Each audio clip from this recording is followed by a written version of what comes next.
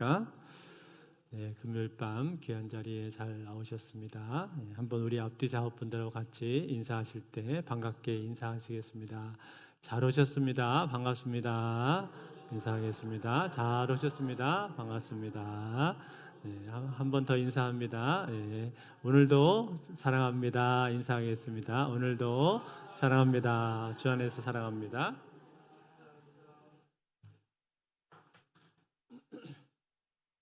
네, 우리 하나님 말씀 역대상 10장 1절부터 14절 말씀 보시겠습니다.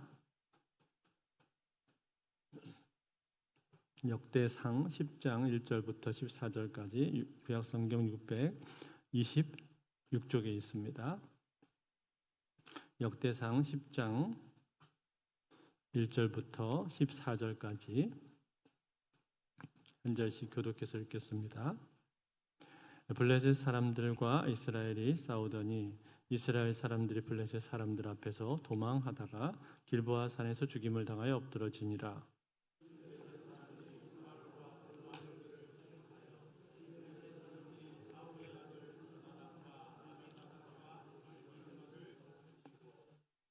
사울을 맹렬히 치며 활 쏘는 자가 사울에게 따라 미치매 사울이 그 쏘는 자로 말미암아 심히 다급하여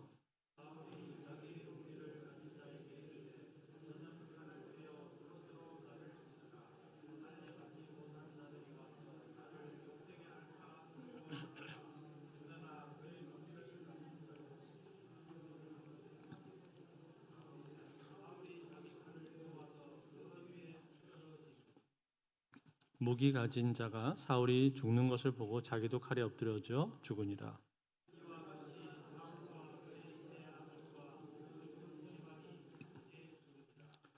골짜기에 있는 모든 이스라엘 사람이 그들의 도망한 것과 사울과 그의 아들들이 다 죽은 것을 보고 그 성읍들을 버리고 도망하며 블레셋 사람들이 와서 거기에 거주하니라.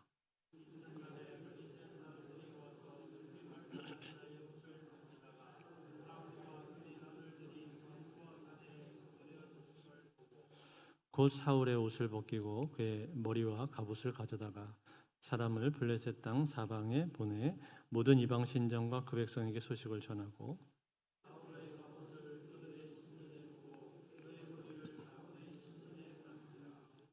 길르앗 야베스 모든 사람이 블레셋 사람들이 사울에게 행한 모든 일을 듣고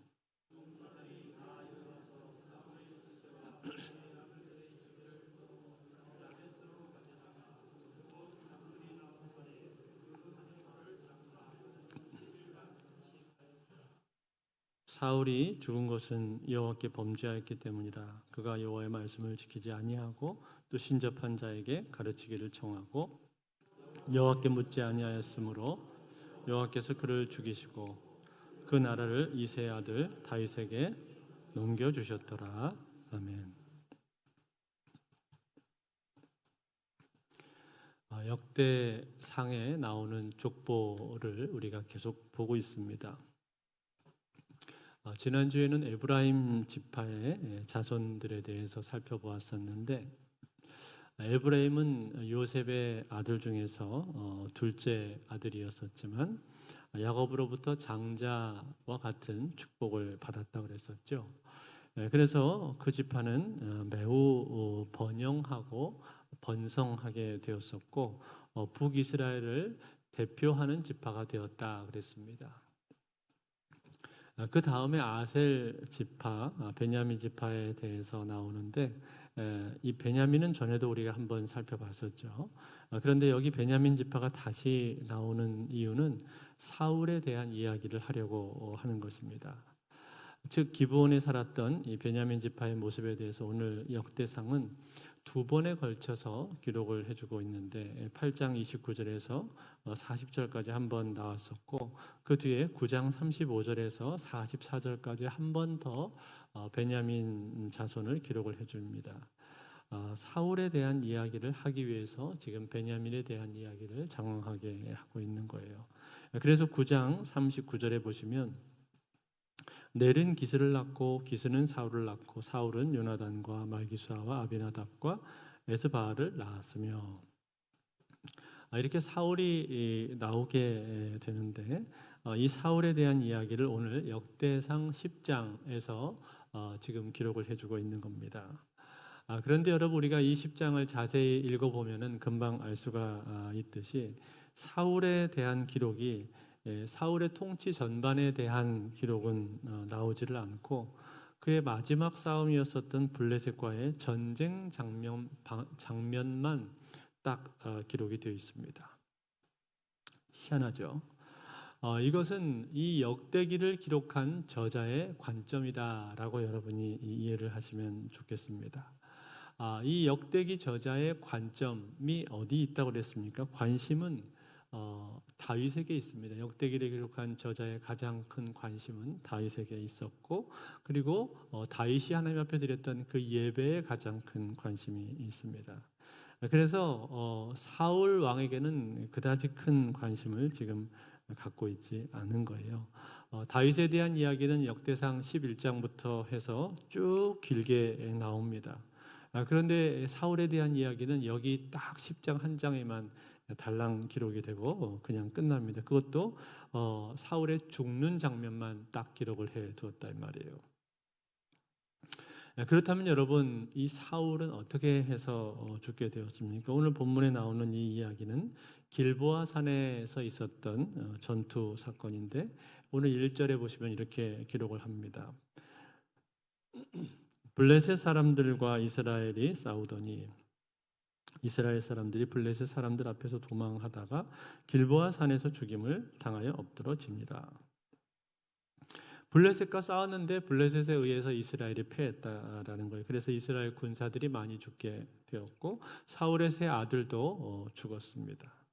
그 중에는 요나단도 있었는데 요나단도 이때 죽게 되었죠. 그리고 사울 역시도 적에게 추격을 받게 되었는데 점점 궁지에 몰려서 이제 활 쏘는 자들에 의해서 포위를 당해서 죽기 일보 직전에 처하게 되었을 때 사울이 어떻게 합니까? 자기 옆에 있던 자기 병기든 자, 자기 비서와 같은 병기든 자가 있었는데 그 병기든 자를 향해서 자기를 죽이라고 말을 하죠. 근데 죽이는 것을 무서워하니까 스스로 자결을 합니다. 4절과 5절에 보시면 사울이 자기의 무기를 가진 자에게 이르되 너는 칼을 빼어 그곳으로 나를 찌르라. 할례 받지 못한 자들이 와서 나를 욕되게 할까 두려워하노라. 그러나 그의 무기를 가진 자가 심히 두려워하여 행하기를 원하지 아니하매 사울이 자기 칼을 뽑아서 그 위에 엎드러지니 무기 가진 자가 사울이 죽는 것을 보고 자기도 칼에 엎드러져 죽으니라. 이렇게 자기 스스로 목숨을 끊는 그런 비극적인 결말을 맞게 되었다는 거예요. 그런데 여기서 끝이 아니라 그의 시신이 적군에게 들어가게 됨으로 말미암아 그는 갑옷이 벗겨지게 되었고 목이 잘리게 되었습니다. 그래서 블레셋 마을의 여러 지방에 돌아다니면서 그의 머리가 걸려지게 되었고 적들의 조롱거리가 되고 말았죠.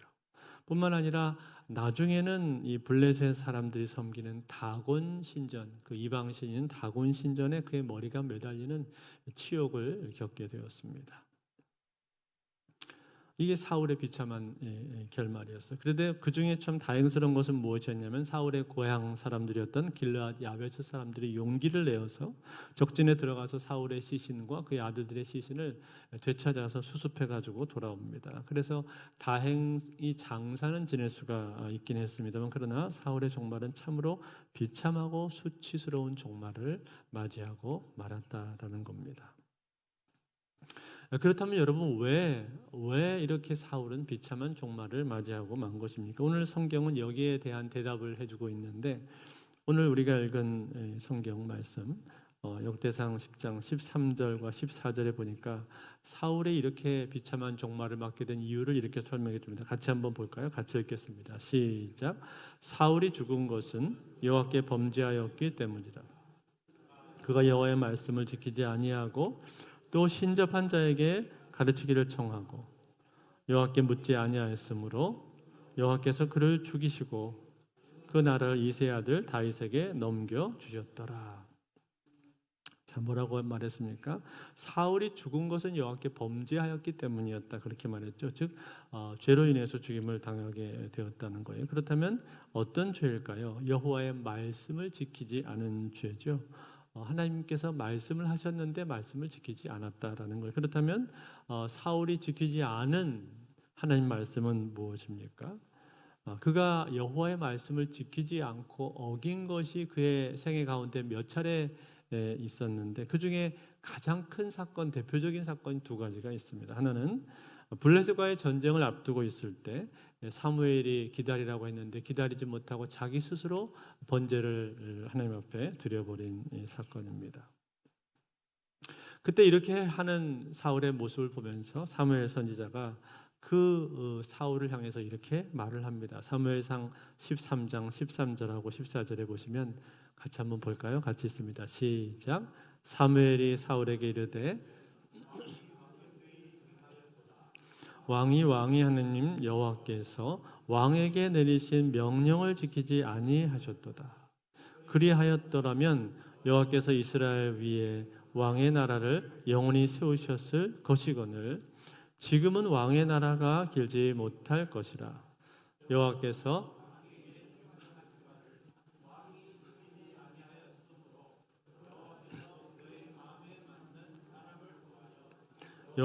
그를 그의 백성의 지도자로 삼으셨느니라 하고.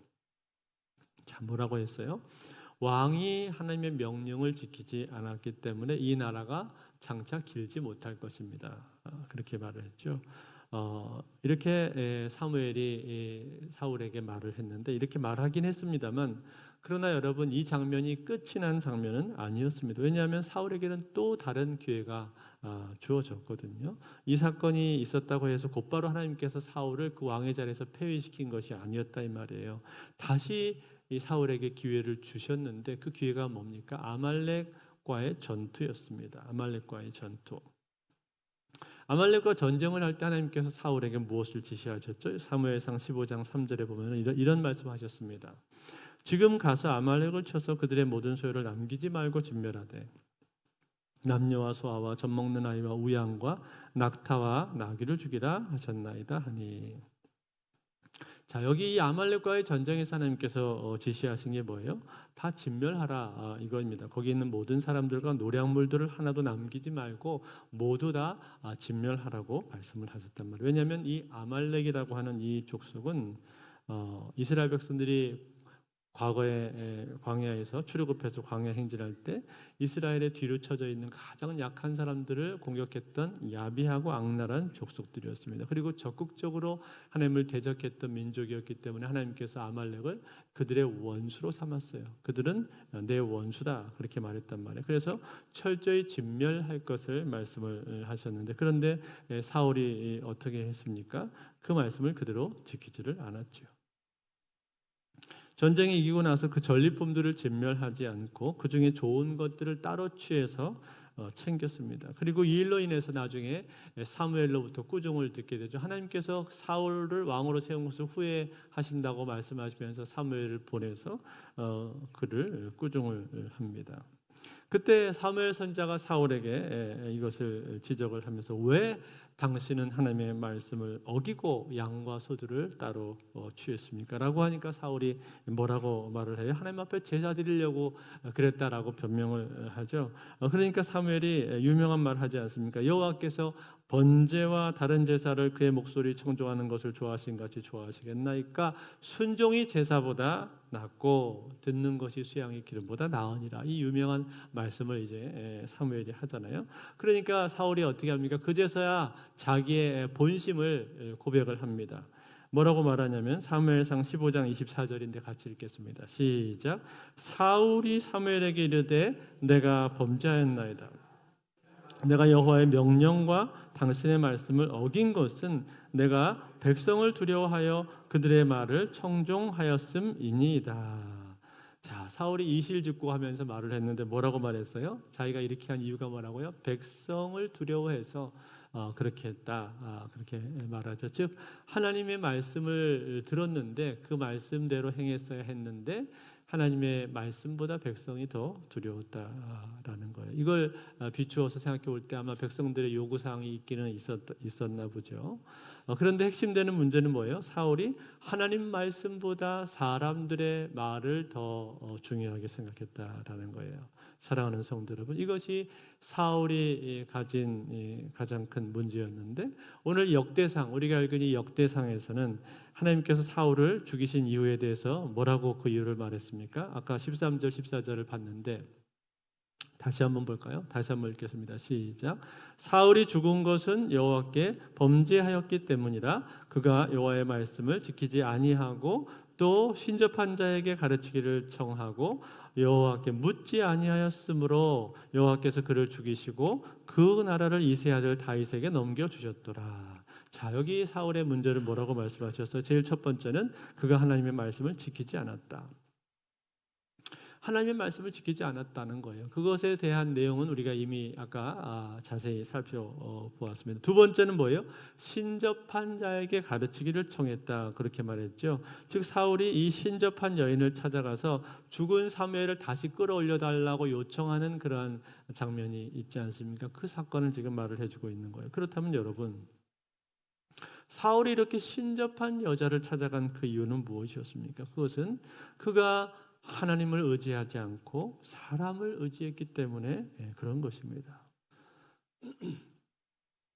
즉 그는 이미 이 아말렉과의 전쟁 때 전리품을 감추어둔 그때부터 이미 사람들에게 휘둘리기 시작을 했다라는 거예요. 다시 말해 하나님의 말씀보다 사람들의 말이 더 중요하고 하나님의 말씀보다 사람들의 말에 더 귀를 기울였다라는 거예요. 즉 사람들이 나를 어떻게 생각을 하는지, 그 사람들의 평가와 인간적인 평판, 인기, 자신의 이미지, 이런 것들이 훨씬 더 중요했다라는 거예요. 그래서 하나님의 말씀대로 순종하지 않고 사람들을 따라간 것입니다. 그렇게 사람들을 바라보고 사람들을 의지했기 때문에 그는 하나님으로부터 점점 멀어지게 되었던 것이고, 결국은 신접한 여인까지 찾아가는 우를 범하게 되었던 것이죠. 신접한 여인은 뭘 말하는 거예요? 무당이나 마찬가지잖아요. 무당이나 점쟁이 같은 사람한테 찾아가서 도움을 청하게 되었다는 거예요. 그런 사람을 의지할 정도가 되어버렸으니 이제 이 사울의 행보는 갈 때까지 가버린 겁니다. 더 이상 하나님께서 이 사울을 참을 수가 없는 거예요. 두고 볼 수가 없는 거예요. 그래서 결국 죽음으로 그가 폐위가 되고 말았던 것 아닙니까? 사랑하는 성도 여러분, 그렇다면 우리는 이 사울을 보면서 무엇을 배워야 되겠습니까? 하나님 말씀의 순종을 우리가 해야 하는데, 그러기 위해서 먼저 해야 되는 것이 무엇인가? 먼저 해야 되는 것은 우리가 사람들보다 하나님을 더 두려워할 줄 알아야 합니다. 사람들보다 하나님을 더 의지할 줄 알아야 됩니다. 여러분, 우리가 때로 사람을 의지할 수가 있습니다. 사람들에게 도움을 청할 수도 있고 또 조언을 구할 수도 있습니다. 그러나 여러분, 그런 것들은 다 뭘까요? 그런 것들은 다 부수적인 것이고 2차적인 것에 불과합니다. 가장 중요한 건 뭐예요? 가장 중요한 것은 하나님을 의지하고 하나님의 뜻을 구하는 것입니다. 하나님의 뜻을 구하고 하나님께 나아서 기도하는 거예요. 우리가 신앙생활을 하는데, 신앙생활하면서 이 부분이 제대로 되지가 않으면요, 이 부분이 제대로 우리의 삶 가운데 세워지지가 않으면 우리는 계속해서 신앙의 핵심 영역으로 들어오지 못하고 겉도는 신앙생활을 할 수밖에 없습니다. 수박 겉핥기와 같은 그런 신앙생활을 할 수밖에 없다는 것. 즉 오랫동안 예수를 믿긴 믿었는데, 그런데 신앙생활 가운데 도무지 자신감이 없고 별로 재미도 없고 그러한 신앙을 할 수밖에 없다라는 거예요. 내가 문제가 생겼는데, 문제가 생기면 내가 이 문제를 하나님 앞에 가지고 나서 하나님께 해결을 받아야 되겠다. 하나님 앞에 가지고 나서 내가 기도함으로 해결을 받아야 되겠다. 이러한 생각이 가장 먼저 들고 이러한 마음속에 확신이 있어야 되는 거예요. 그러면서 하나님 앞에 가서 엎드려야 되는 겁니다.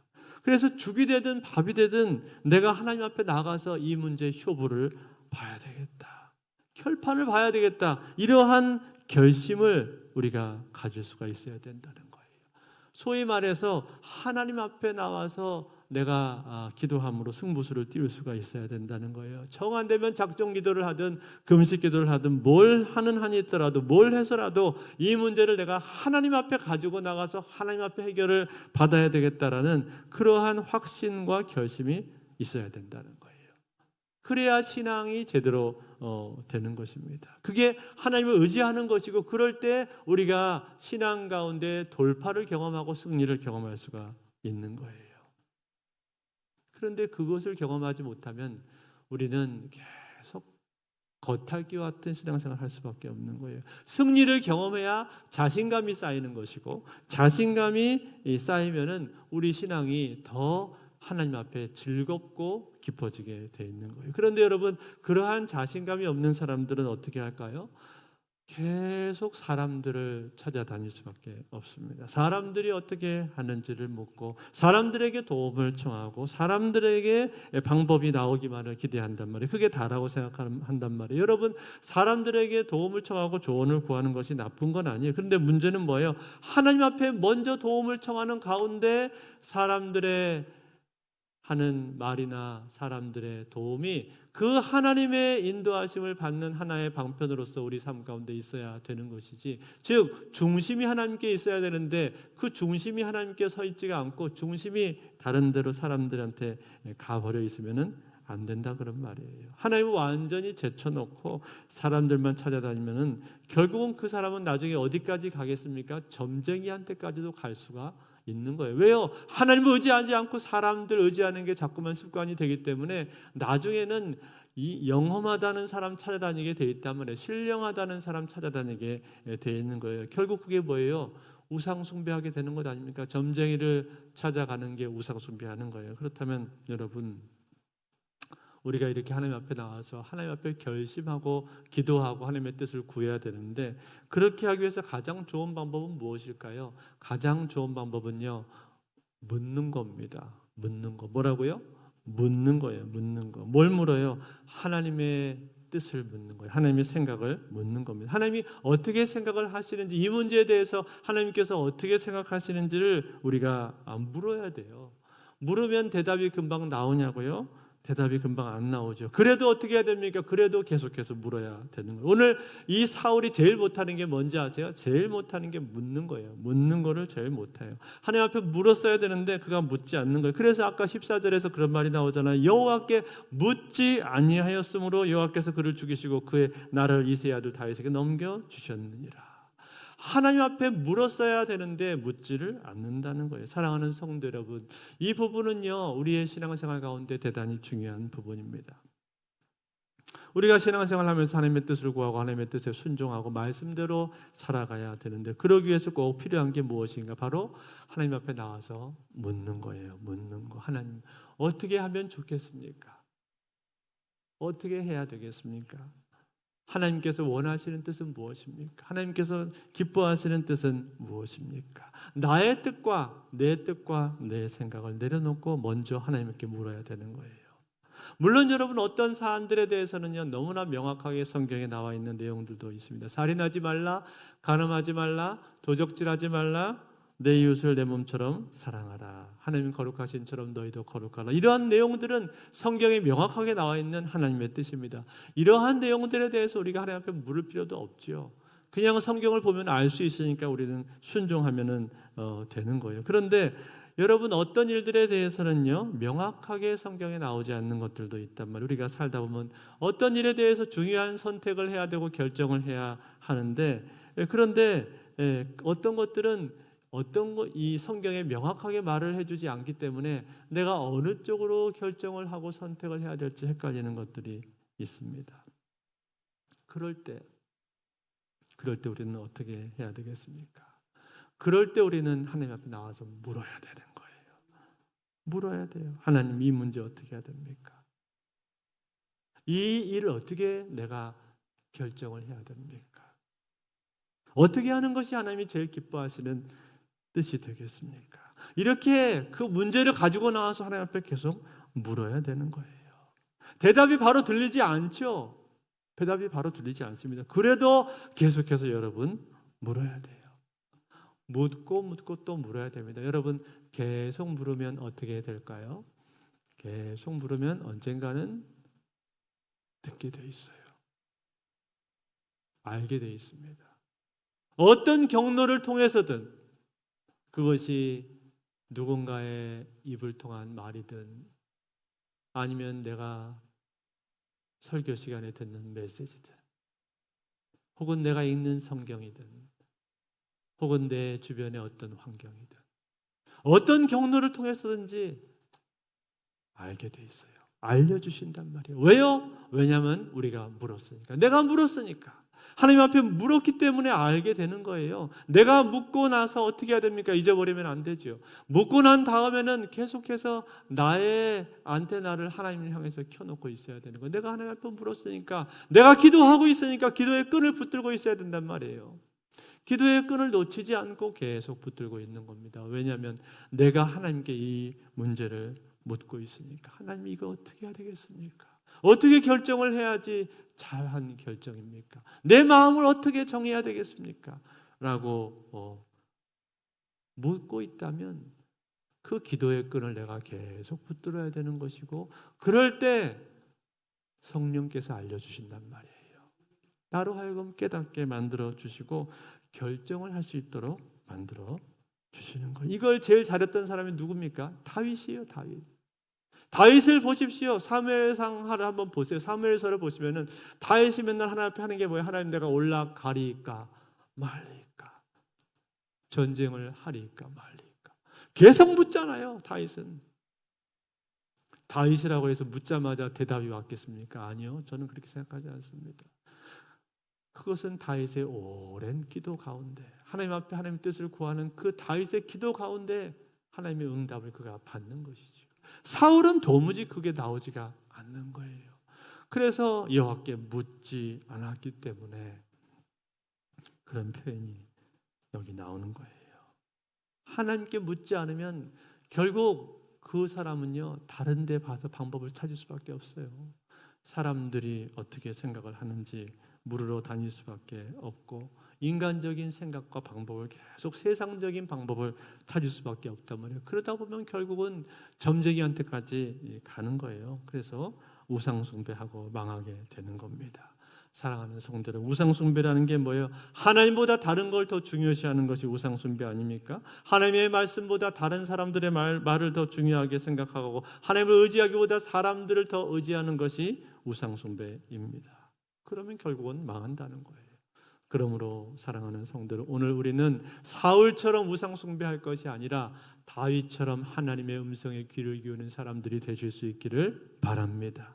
사람들 찾아다니면서 사람들의 말에만 귀 기울이고 거기에 좌지우지 되면서 살 것이 아니라 무엇보다 하나님 앞에 나와서 하나님 앞에 귀를 기울이고 하나님의 뜻을 구하고 하나님께 묻고 응답을 받는 저와 여러분들의 삶이 되시기를, 그래서 하나님께 선한 인도함을 날마다 받는 그러한 능력 있고 자신감 있는 그러한 신자들이 다 되실 수 있기를 주의 이름으로 축원드립니다.